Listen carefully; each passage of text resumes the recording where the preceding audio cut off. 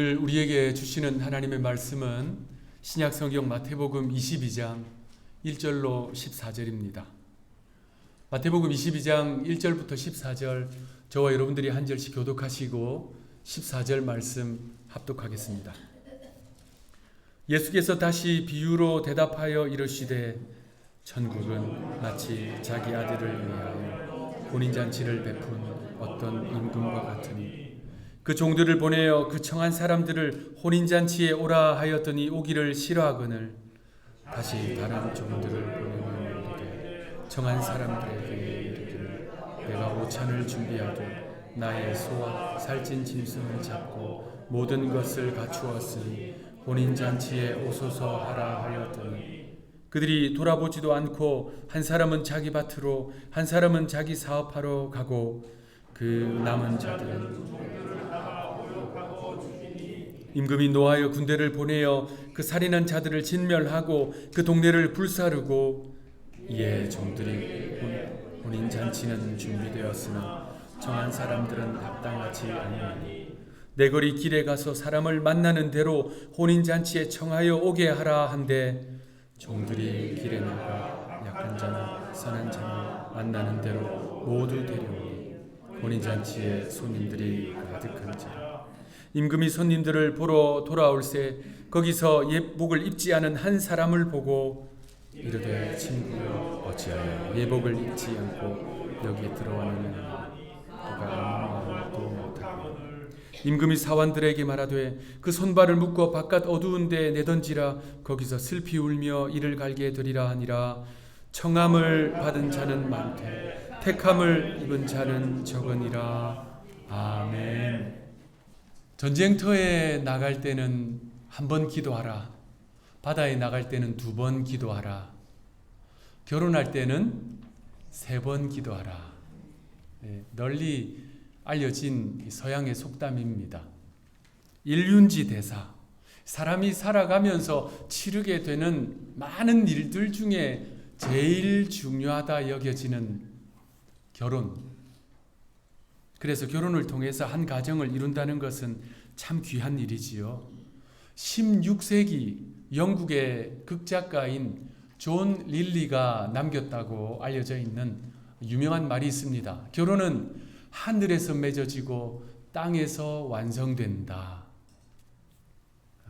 우리에게도 그런 비슷한 표현이 있습니다. 천생연분이라는 표현이 바로 그거지요. 그 뜻은 하늘에서 맺어진 인연 이런 뜻이잖아요. 사실 이러한 결혼에 대한 관점은 성경적입니다. 우리 예수님께서 마태복음 19장 6절에서 이런 말씀을 하셨습니다. 하나님이 짝지어 주신 것을 사람이 나누지 못할지니라. 자, 그래서 결혼은 하나님이 맺어 주신 신성한 연합이다. 여러분, 우리 예수님께서 공적 생애, 공생애를 시작하신 장소가 어디일까요? 결혼식장입니다. 요한복음은 예수님께서 갈릴리 가나에서 시작된 이루어진 그 결혼식장에서 공생애를 시작하셨다라고 설명하고 있습니다. 다른 많은 장소들이 있고 상황들이 있고 절기들이 있는데 굳이 결혼식장에서 공적 생애를 시작하신 것 결코 우연이 아니지요. 예수님이 30쯤 되셨을 때 갈릴리 가나에서 열린 한 결혼식장에 초대받아 참석하셨습니다. 모친 마리아도 제자들도 초대받아 참석했지요. 이스라엘 사람들의 결혼식은 일주일 동안 지속됩니다. 어떤 경우에는 더 길게 할 때도 있어요. 혼주는 손님을 많이 초대합니다. 마을 전체를 초대하는 경우도 있습니다. 혼주는요, 음식을 넉넉하게 준비합니다. 그 이유는 유대 문화에 있어요. 유대 문화에서 혼주가 손님들을 초대했는데 음식이 부족하거나 또는 대접이 소홀하면 그 혼주는요, 아주 부도덕한 사람으로 여김받았어요.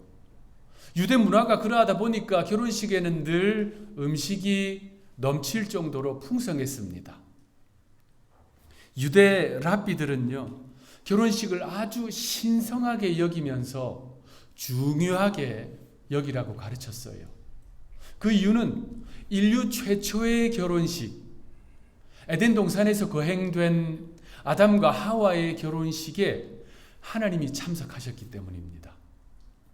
그리고 토라, 이 모세 오경에 나오는 하나님의 첫 번째 명령, 사람에게 하신 첫 번째 계명, 그게 뭘까요?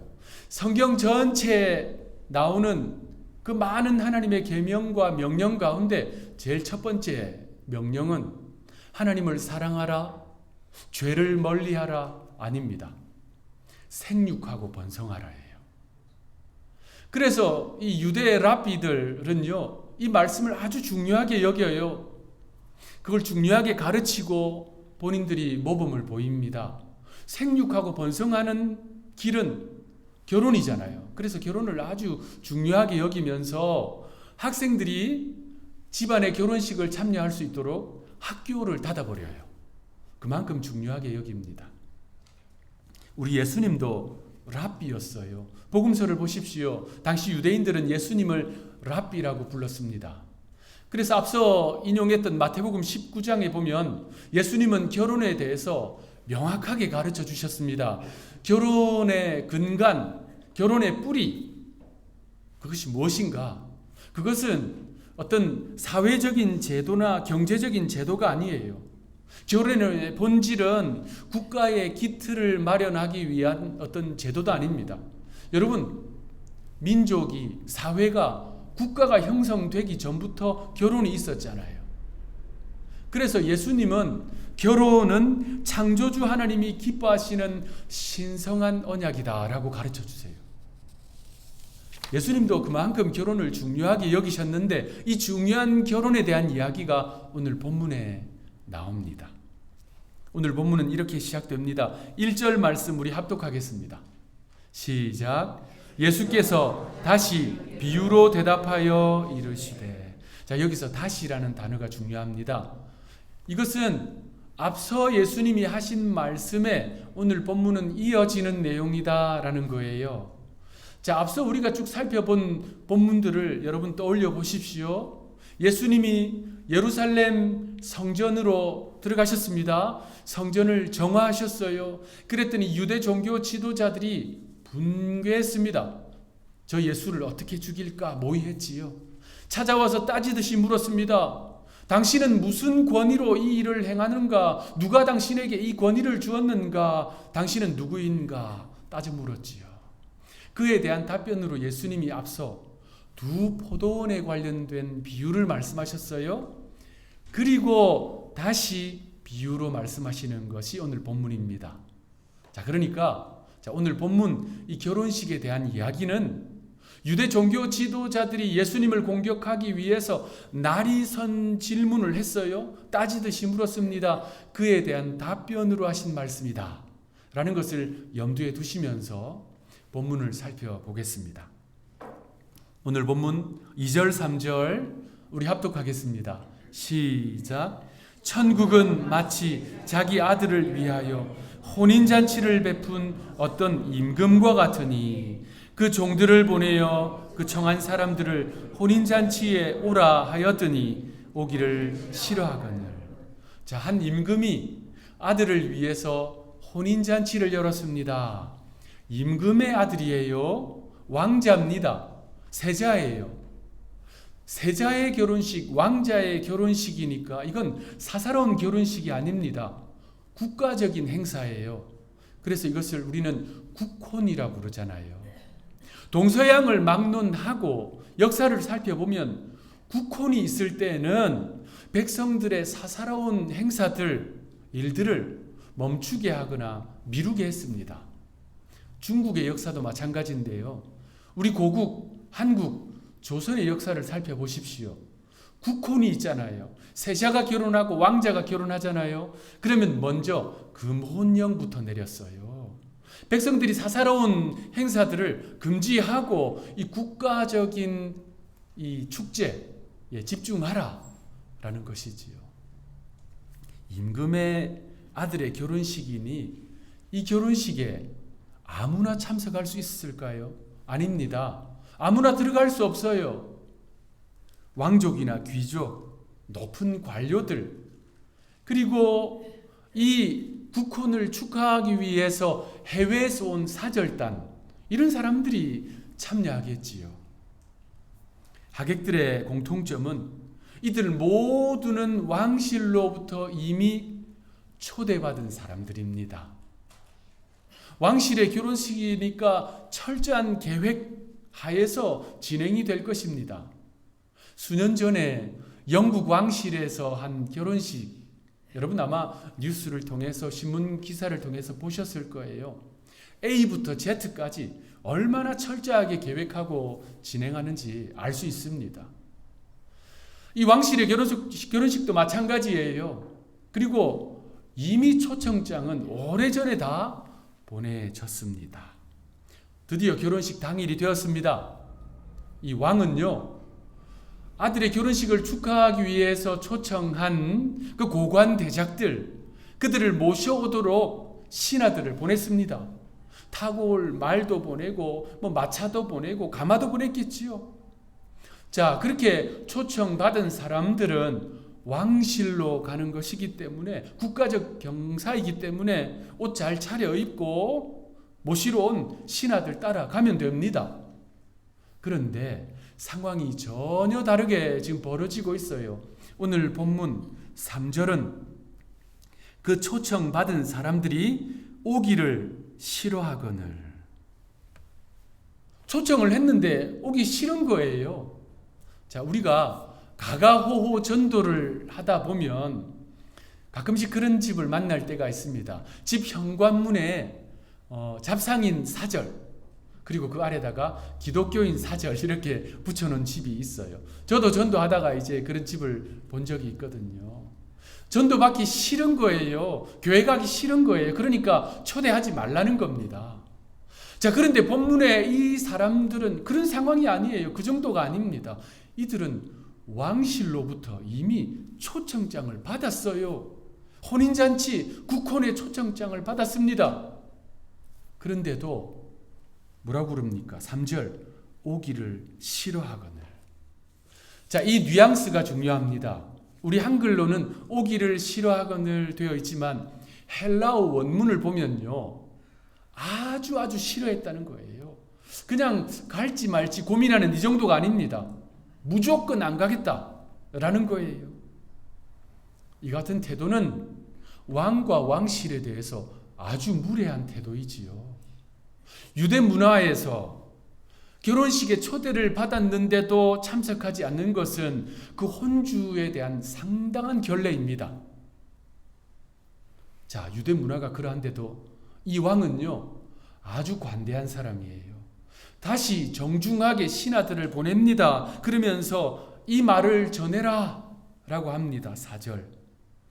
다시 다른 종들을 보내며 이르되 청한 사람들에게 이르기를 내가 오찬을 준비하되 나의 소와 살찐 짐승을 잡고 모든 것을 갖추었으니 혼인잔치에 오소서 하라 하였더니, 앞서 설명한 대로 유대인의 혼인잔치는 음식이 풍성한 거예요. 왕자의 결혼식이니 얼마나 철저하게 준비했겠습니까? 그래서 이 왕은요, 모든 것을 갖추었습니다. 부디 혼인잔치에 참여해 주십시오 라고 정중하게 초대하고 있는 거예요. 그런데 이 초대받은 사람들이 또 어떻게 합니까? 또 거절합니다. 어떤 사람들은 자기 밭으로 가버립니다. 어떤 사람들은 자기 사업하러 가버립니다. 직장을 따라 가버립니다. 심지어 그 가운데 어떤 사람들은 왕이 보낸 이 신하들에게 모욕을 합니다. 그리고 죽이기까지 했습니다. 오늘날의 기독교인들 가운데는 이 본문의 왕의 초대를 거절하는 이들과 비슷한 태도를 보이는 경우가 있습니다. 그들에게는 하나님이 절대적인 존재가 아니에요. 오히려 하나님이 어찌 보면 마치 귀찮은 존재처럼 여겨집니다. 왕의 혼인잔치 말고도 할 일이 태산 같습니다. 밭에도 가봐야 되고 사업하러 가야 하고 틈틈이 레저도 즐겨야 합니다. 그래서 거절합니다. 여러분, 하나님은 사람에게 자유의지를 주셨어요. 저와 여러분들, 우리 모두는 자유의지가 있습니다. 초청에 응하든지 응하지 않든지 이거 인간의 자유입니다. 그렇습니다. 인간에게는 하나님의 초청을 거절할 자유가 있습니다. 그런데 그 결과를 거절할 자유는 전혀 없습니다. 초청을 거절할 자유는 있지만 그로 인해 발생할 결과를 거절할 자유는 인간에게는 없습니다. 왕의 계속된 초청을 거절하고 심지어 그 초청을 위해서 왕의 명령을 받아 찾아간 신하들을 모욕하고 죽인 그들에 대해서 왕이 어떻게 했을까요? 군대를 보냅니다. 엄벌에 처합니다. 자, 이제 왕은 아들의 혼인잔치를 위해서 신하들을 방방곳곳으로 보냅니다. 시내와 장터, 거리와 골목으로 보냅니다. 길과 산 울타리로 보냅니다. 보내면서 만나는 그들을 강권하여 데려다가, 설득하여 데려다가 내 집을 채우라, 내 잔치자리를 채우라 명합니다. 왕의 명령을 받은 신하들, 왕의 종들은 찾아갑니다. 사람들을 강권해서 설득해서 혼인잔치 자리를 가득 채웁니다. 잔치에 손님이 가득하게 되었어요. 이제 혼인잔치 시작하면 됩니다. 왕은 그 손님들을 보기 위해서 예식장으로 갔습니다. 갔는데 그 가운데 예복을 입지 않은 사람이 있었습니다. 그래서 왕은 이렇게 친절하게 물었습니다. 오늘 본문 12절. 이르되 친구여 어찌하여 예복을 입지 않고 여기 들어왔느냐 하니 그가 아무 말도 못하거늘. 자, 우리는요 옷을 입고 살아갑니다. 왕은 왕복 입고요, 제사장은 성의 입습니다. 법관은 법복 입고요, 군인은 군복 입고, 경찰관은 경찰관 제복을 입고, 학생은 교복 입습니다. 신분에 따라, 상황에 따라 적합한 옷을 입는 것 우리가 아주 당연하게 여기고 있습니다. 유대 문화에서 결혼식에 참여하려면 예복을 입어야 됩니다. 정해진 예복이 있어요. 드레스 코드가 있다는 말입니다. 주로 혼주가 예복을 나눠줘요. 예복을 이 초청하는 사람들을 통해서 나눠줍니다. 그러면 그 예복 입고 오면 됩니다. 그 예복을 입어야 일주일 동안 진행되는 그 혼인잔치에 초청받은 사람이구나 라는 것을 알 수 있습니다. 본문의 이 임금도 당연히 그 초청한 사람들에게 적합한 예복을 나누어 주었습니다. 그 예복 입는 것, 그거요, 혼주와 신랑 신부 이 결혼 예식에 대한 최소한의 예의입니다. 그거 꼭 입어야 돼요. 그런데도 예복을 입지 않은 사람이 있는 거예요.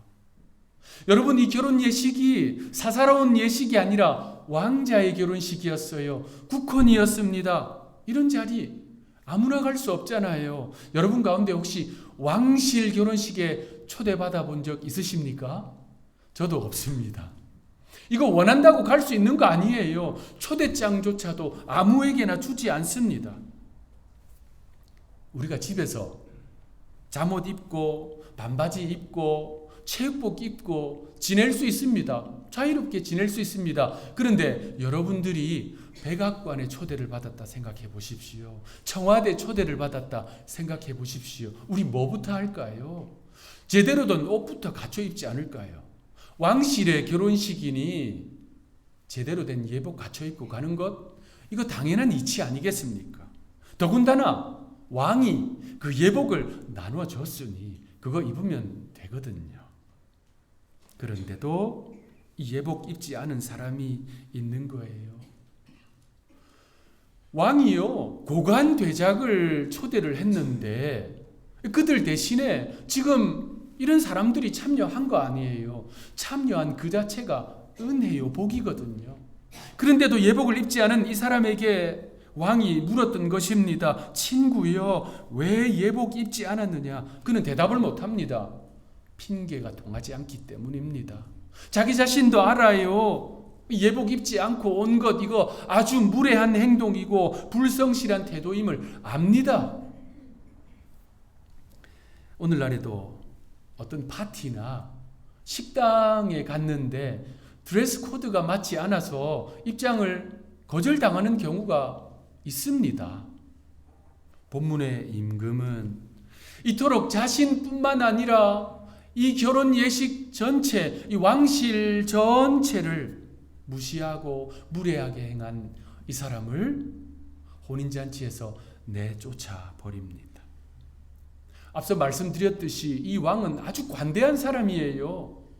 귀족이 아닌 사람들, 그냥 일반 사람들, 좀 더 정확하게 표현하면 당시로 볼 때 하찮은 사람들조차도 왕실의 결혼잔치에 참여할 수 있도록 해준 이 관대한 임금이 어찌 예복에 대해서는 이토록 강력하게 명령을 내렸을까요? 이게 이 본문의 핵심입니다. 우리는 이 내용을 집중할 필요가 있습니다. 결혼식에서 예복을 입지 않아서 참석하지 못하는 것 안타까운 일입니다. 식당이나 파티에 들어가려고 했는데 드레스 코드가 맞지 않아서 입장 거절당한 것, 그것도 안타까운 일이에요. 그런데 이거 죽고 사는 문제 아니잖아요. 다음에 옷 제대로 입고 가면 됩니다. 그런데 이 혼인잔치 자리에 예복 제대로 갖춰 입지 않아서 천국에 들어가지 못한다? 이거 어마어마한 일입니다. 한순간이 아닌 영원히 결정되는 순간이기 때문입니다. 왜 그럴까요? 예수님의 이 비유의 말씀은 천국에 대한 이야기입니다. 주님은 오늘 본문 2절에서 이렇게 말씀하셨습니다. 천국은 마치 자기 아들을 위하여 혼인잔치를 베푼 어떤 임금과 같으니. 예복을 입지 못하여서 쫓겨난 그 사람, 주님은 천국에 대해서 이 말씀을 하시면서 그렇게 말씀하신 것입니다. 그러면서 주님은 이 비유를 이렇게 마무리하십니다. 오늘 본문 14절 말씀 우리 합독하겠습니다. 시작. 청함을 받은 자는 많되 택함을 입은 자는 적으니라.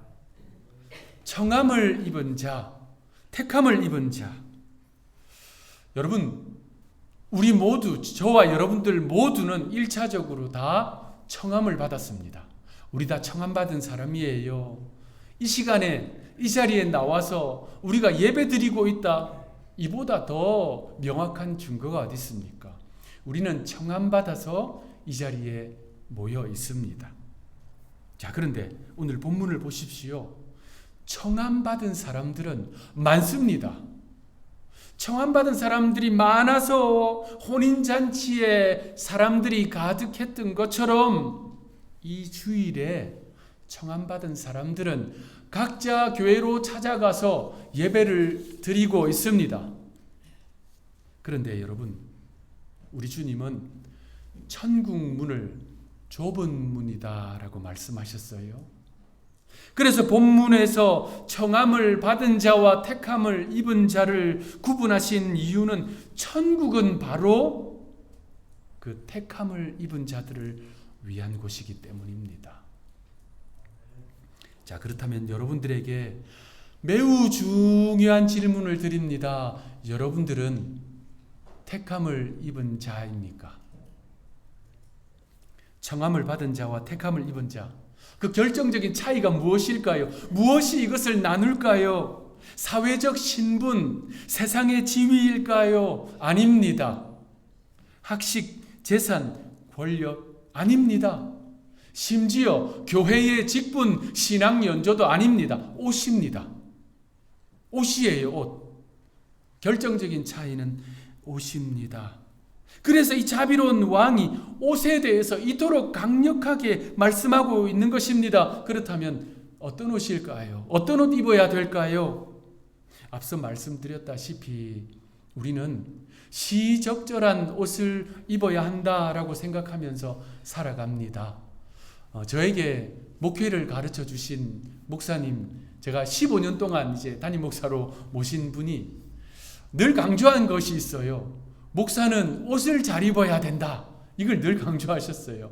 비싼 옷, 좋은 옷, 명품 옷, 이거 말하는 거 아니잖아요. 예배에 임할 때 목사는 복장을 경건하게 정성을 다해서 해야 한다. 이런 가르침이었습니다. 제가 미국살이 하면서 처음에 좀 어색했던 부분이 있습니다. 예배에 임하는 분들의 제 복장을 보면서 처음에 좀 어색했어요.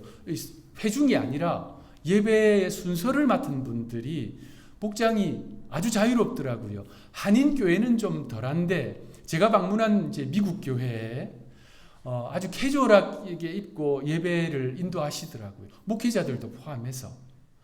어떤 무슨 집회가 아니었어요. 주일 낮 예배, 주일 대예배인데 예배 사회하는 분이나 설교하는 분이나 대표 기도하고 찬양 인도하는 분들이 이 청바지에 티셔츠를 입고 단상에 서는 모습이 저에게는 좀 어색했습니다. 지금은 좀 세월이 흘러서 잘 이해할 수 있지만 우리 성도님들 중에 간혹 이런 이야기를 하신 분이 있었어요. 새벽 기도할 때는 목사님 넥타이 풀고 편안하게 하십시오 라고 말씀해 주시는 분들이 있었어요. 답답해 보이셨는지 저를 향한 배려와 사랑에 담긴 말씀인 줄 저는 잘 알고 있습니다. 그래도 저는 앞으로도 특별한 경우가 아니면 예배에 임할 때는 정장과 넥타이를 하려고 생각하고 있습니다. 그런데 뭐 그런 정장과 넥타이 이거와 비교할 수 없는 꼭 입어야 할 옷이 있어요. 무조건 입어야 할 옷. 이 옷이 천국과 지옥을 가른다고 오늘 본문에서 말씀하고 있습니다. 어떤 옷일까요? 에베소 4장 22절, 24절 우리에게 말씀하고 있습니다. 우리 합독하겠습니다. 시작. 너희는 유혹의 욕심을 따라 썩어져가는 구습을 따르는 옛사람을 벗어버리고 오직 너희의 심령이 새롭게 되어 하나님을 따라 의와 진리의 거룩함으로 지으심을 받은 새 사람을 입으라. 이게 바로 청함받은 자와 택함받은 자를 나누는 기준입니다. 먼저 우리가 벗어버려야 할 옷이 있습니다. 옛사람, 이거 벗어버려야 합니다.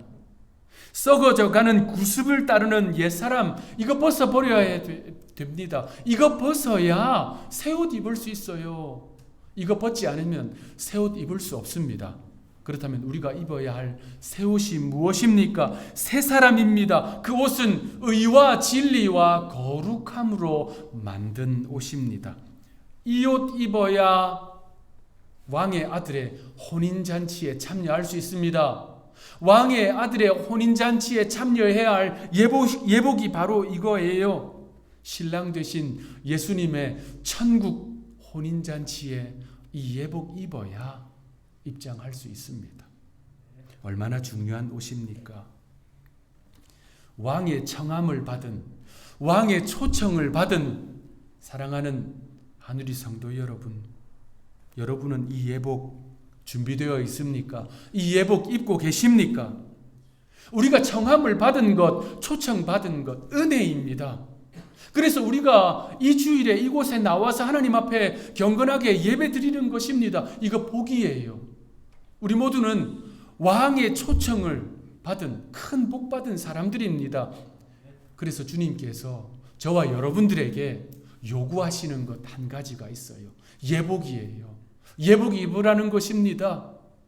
옛사람 벗어버리라고 말씀하십니다. 철저하게 완전히 벗어버리라고 말씀하십니다. 그리고 새사람 입으라. 주님 말씀하세요. 의와 진리와 거룩함으로 지음받은 그 새사람 우리 입어야 될 줄로 믿습니다.